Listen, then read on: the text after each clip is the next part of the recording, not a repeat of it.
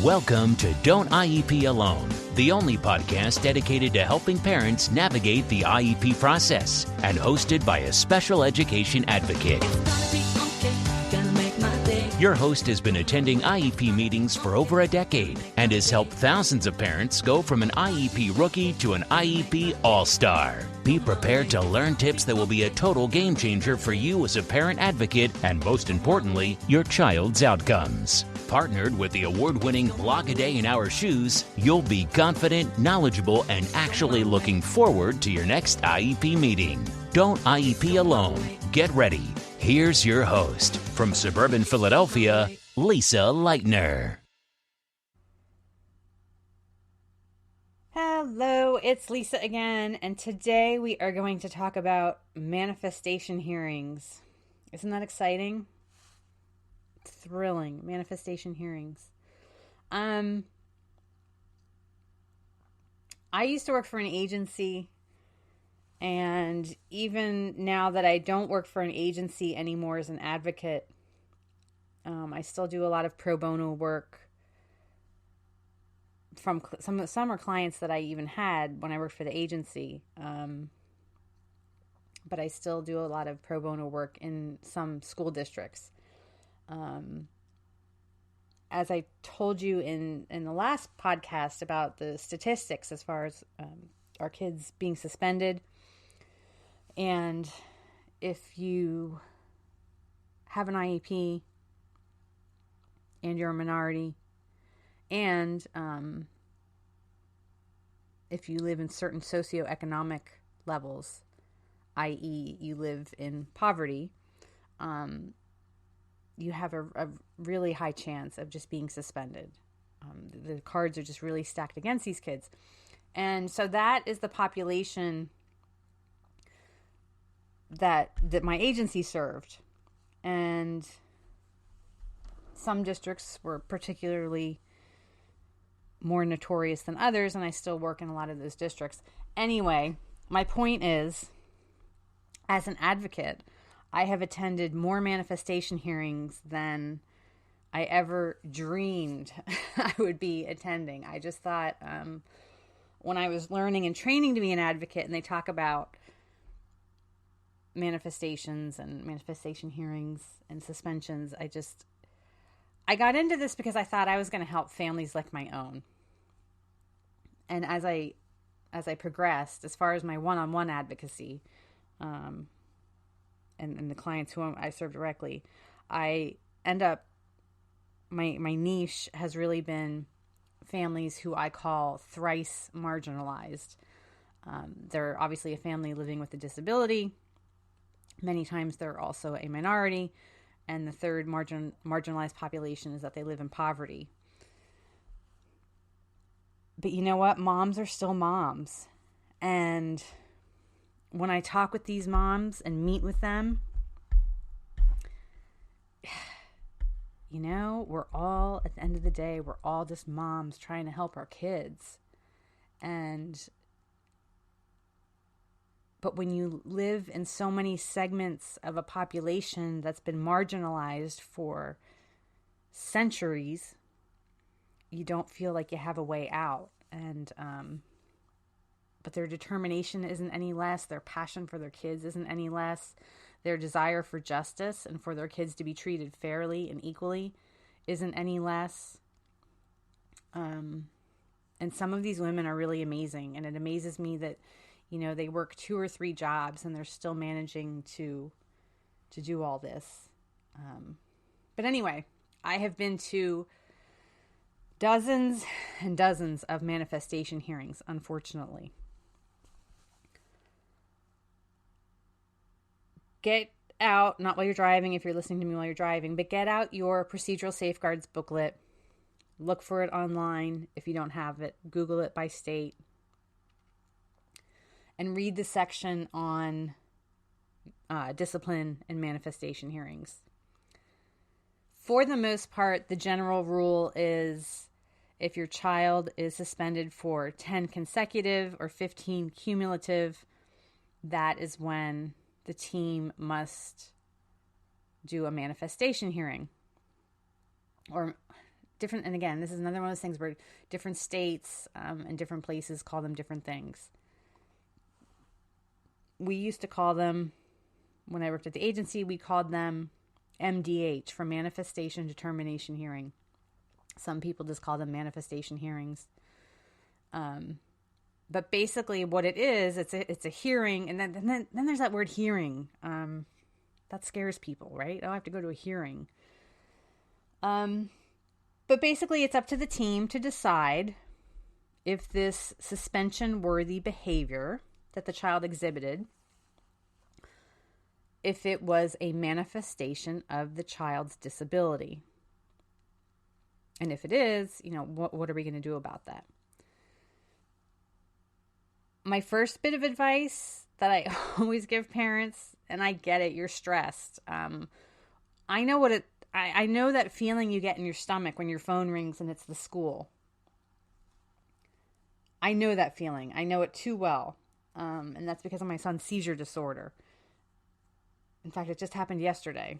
And like now the first thing they say is, "Oh, Mrs. Leitner, he's fine. I just wanted to know this, But I know that sense of dread that you get in your stomach when you see the school call you. And then if it's, he's been suspended, blah, blah, blah, you have to come get him. In many cases, you're being called away from work, right? So now you have to ask for time off work. That's stressful. Your time away from work,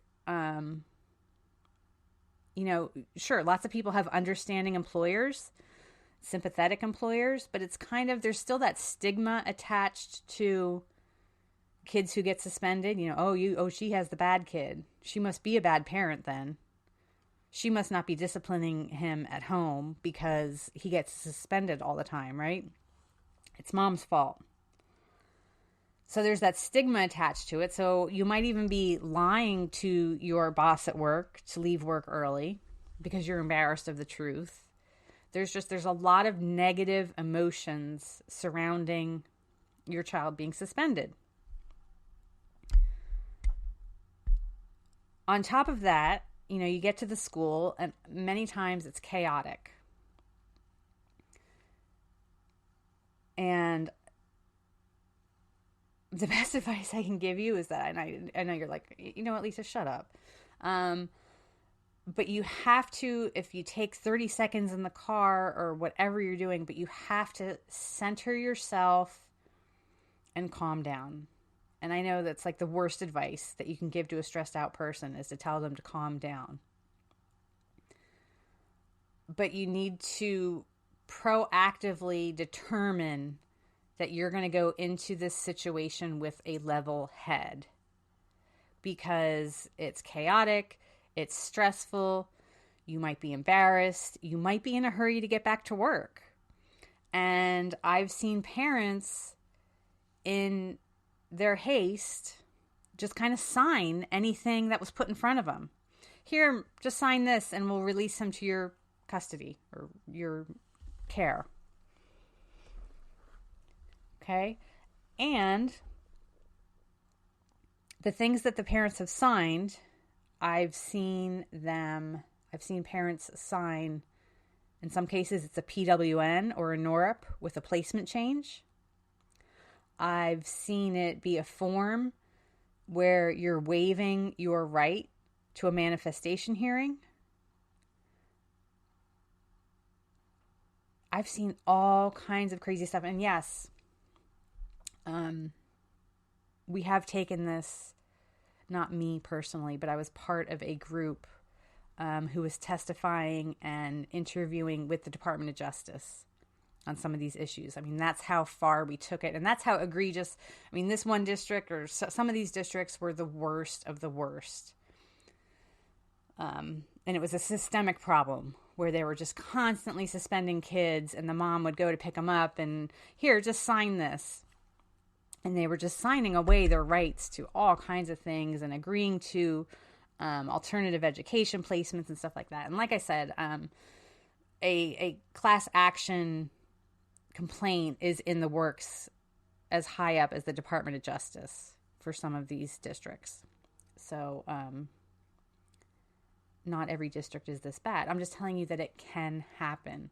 And little old me, who lives in suburban Philadelphia, has seen it happen many times. And that's just kind of, it's just kind of amazing to me, and not amazing in a good way, that, I'm just this suburban mom trying to help people with their IEPs, and I can't believe how many injustices I've seen occur in my own county. Okay. So you have to be level-headed going into this. And you're going to take the time to read whatever is put in front of you. Because chances are, okay, here, sign this, and then you can take them home. Read it. Please, read it. Okay, you have to learn how to keep your feet under you. You have to be methodic about this. That being said, sorry, taking a sip of water. That being said, if you're listening to me right now and you're like, oh my God, I just signed something like that, don't panic. It's not as clean. It's a messier way to go about things. But what you need to do is do an email to anyone and everyone involved in the situation and just tell them, hey, when I came to pick up my child on such and such date, I was upset and I was under duress due to the stressful situation, and I am now rescinding my agreement to, and rescind whatever it is that you signed and agreed to. And ask, I do wish to have a manifestation hearing. I do wish to have an IEP meeting. I am requesting that he or she have a new FBA performed. Okay, so don't panic if you're saying like, oh my God, I signed that. What do I do? I signed it. Rescind it. Like I said, it's a little bit messier. It's much cleaner to read it while you're standing there. And if it's, if it says right there on that form, and I, I'm pretty sure I have copies of some. I should look for them and post them online.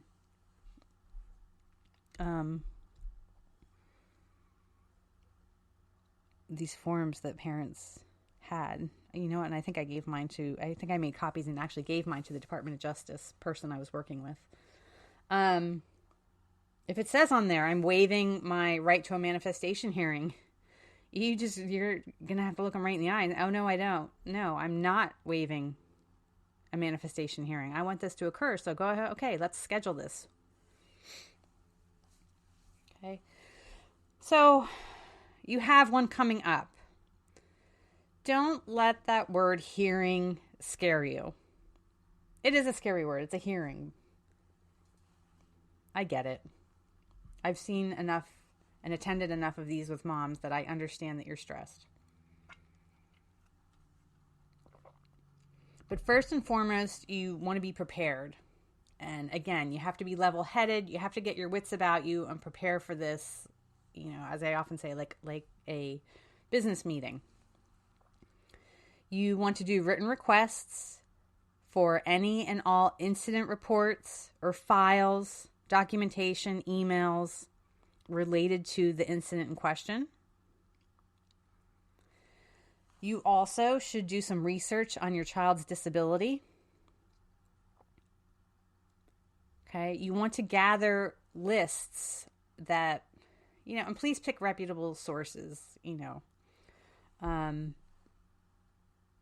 of this woo stuff or essential oils, that kind of nonsense. But you want to gather, what are signs and symptoms of your child's disability?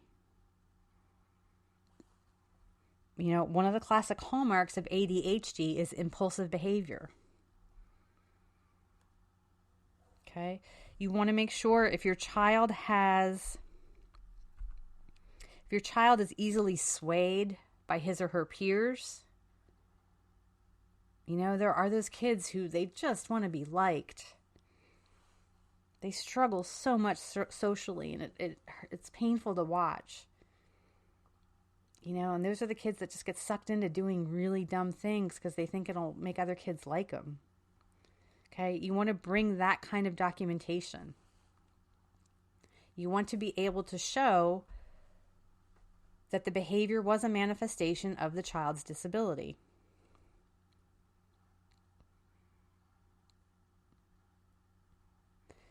Also, you should always have, of course, your current IEP and behavior plan. I have if you go to adayinourshoes.com, and if you search for manifestation determination or manifestation hearing, I'm not sure what I've called it. But if you go to that blog post, I do have a PDF in there of what is called a manifestation determination worksheet. You can also actually just Google that. Google the worksheet. And you should come up with several examples. I know Pennsylvania has one on our parent training website. But, print one, print a dozen. And you want to be prepared. When you get to the manifestation hearing, the team should have a worksheet that looks similar to the one that you print off. Different districts use different forms, but for the most part, the content and the core of it will be the same. So you want to be prepared for those questions.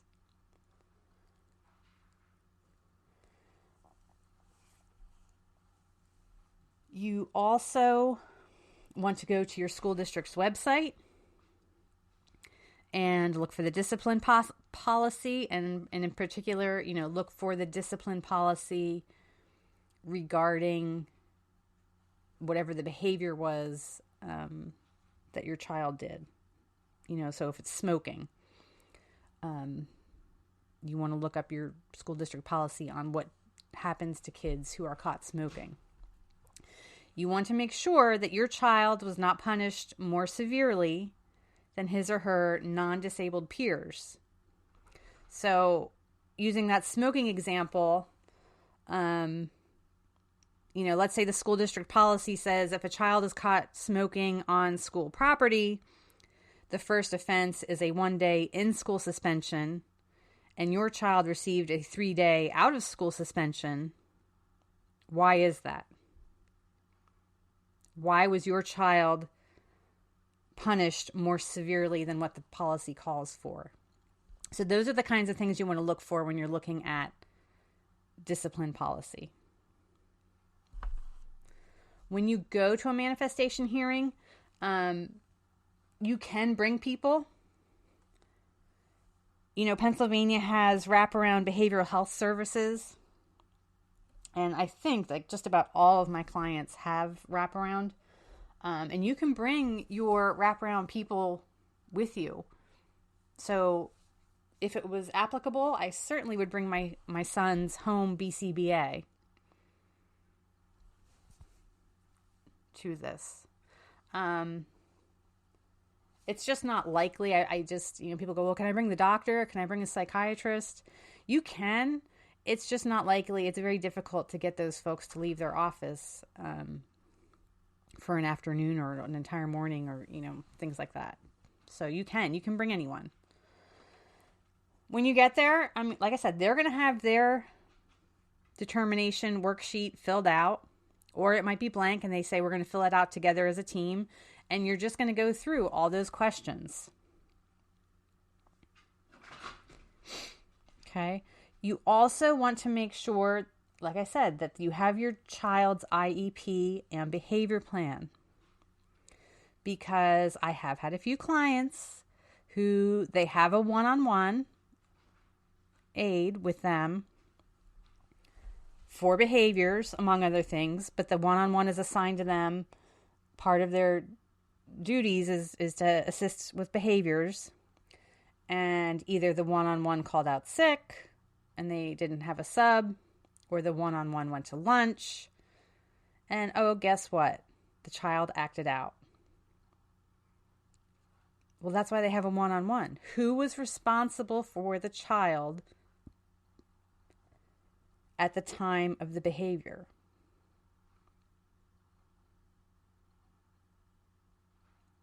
Okay. And now that I've said that, I want to add in that, a manifestation hearing isn't about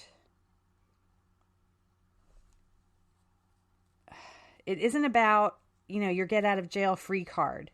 It isn't about just trying to let our kids get away with stuff and not hold them accountable to their behavior. That's not the purpose here. But suspensions do not solve problems. They do not mold behavior for the better. They're not a positive thing. And so why we even keep doing them is beyond me. But the manifestation is just about being, and you want to be honest. I'm not suggesting that anyone lie and try to get something to be a manifestation of a behavior when it clearly is not. Although I would struggle to not be able to find a link in some way. Our kids do need to learn to be accountable for their behaviors, but they also need to learn how to make good decisions. I had a client one time, and she had pretty much experienced in her lifetime, and she was 16 or 17 when I got her. Sorry, I know this is running long, so I will wrap it up really quick. She had been abused. I believe dad had been murdered. Mom was in and out of jail a lot. Mom had some real addiction problems, and she would bring men over to the house to buy and sell drugs, and she would let these men molest the child. So pretty much in the crappy hands dealt in life, this girl had experienced it, right? As a result, she acted out a lot. I got her as a client when she was 16 or 17, and I had to go to court with her one time, and that was just as a support person and as a character witness. And it was seriously like something out of a movie, because this judge, and actually what's even worse is that in this type of court, they don't call them judges, they call them masters, right? So you have this, it's sadly comical. I had this young girl living in poverty, foster child, mom's incarcerated, dad's dead, she's poor, she's a minority. And I have this 60-something white-haired guy that we have to call master, right? So now if that isn't symbolic for a whole lot of stuff, I don't know what is. But he said to her, "Young lady, you need to start making better decisions." And when I got to stand up and vouch for her, I said to him, "Sir, with all due respect, a few minutes ago, you told her she needs to make better decisions. She does not have the tools in her toolkit to make better decisions." I said, "You asking her to do that is the same as if you would ask me right now to go build a house." I said, "I don't have the tools, nor the resources, nor the knowledge to go build a house." I said, "She needs supports," because they were going to throw her back into juvie. She had been suspended so many times and blah, blah, blah, blah, blah. And this was a violation of her probation, because part of her probation was that she was not to get suspended from school again. And I said that to him, and I was shaking while I said it, because I'm like, oh my gosh, I can't believe I'm actually speaking up like this. But it was just such an injustice, because we were expecting behavior from a child who literally had an empty toolbox. She has no tools in her toolbox. And people are just expecting her, and then you add on learning disabilities and mental illnesses on top of that, right? And then people just expect her to act right. Like, are you kidding me? Anyway, that's what a manifestation is about we want to hold our kids accountable to their behavior, but only when we know that they can perform the skills, only when we know that they have the skill set to do so. Okay? So anyway, you get through the manifestation hearing, you ask all these questions, and basically there's no real defined process for this. Every manifestation hearing I've been to in several different school districts, we literally would just go around the table and say yes or no if we felt that this behavior was a manifestation of the child's disability. That is usually not the difficult part, getting them to agree that it was a manifestation of the child's disability. The next part is the why. And one of the questions on the form is, oh gosh, I wish I had one in front of me. But it's about basically like, if there's a behavior plan in place, an IEP and behavior plan in place, was it being implemented properly? So basically what you're asking the school to admit to in writing is that they weren't following the IEP or behavior plan, which can be difficult to do. They don't like to write down that what they did was wrong, or that they weren't following the IEP. But if it's on record that the one-on-one called out that day, that's pretty cut and dry to me. You can write on the form. You will have to sign the form as a parent, and you can write on it if you agree or disagree. If you disagree with their decision, ask them what the appeals process is and pursue that.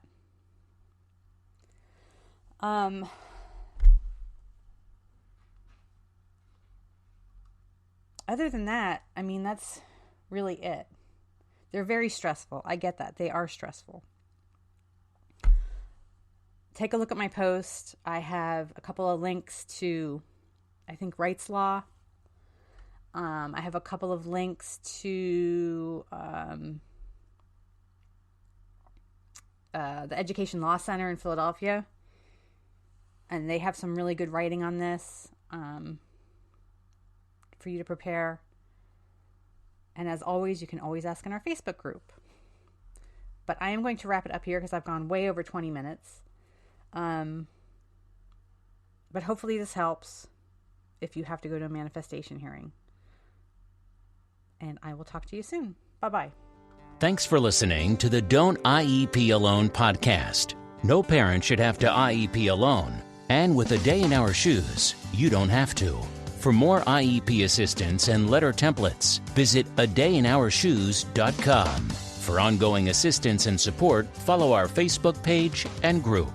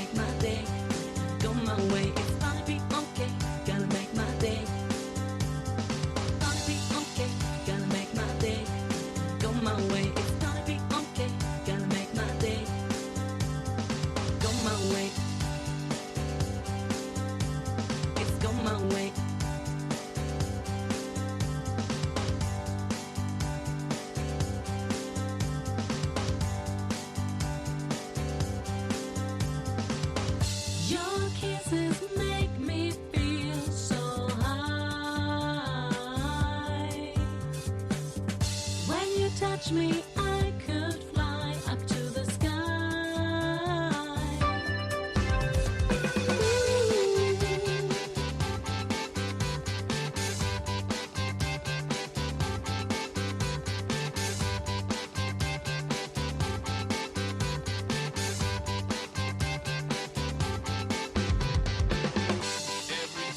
on my road. But today's the day that I meet you, my baby.